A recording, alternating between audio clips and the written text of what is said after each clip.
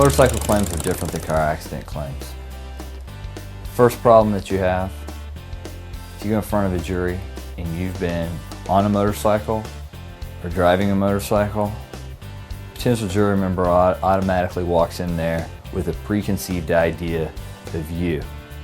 The preconceived idea of you is that you're a risk taker, that you don't care about what happened to you, and whatever did happen, there's a chance maybe you deserved it. Opposed to driving a car, which they do every day, a lot of people don't ride motorcycles.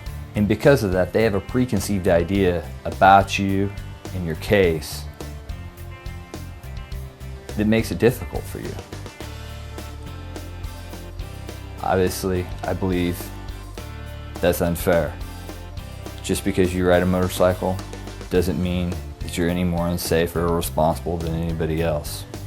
But because of that feeling that most people have about motorcycle riders, you have a potential problem in your case.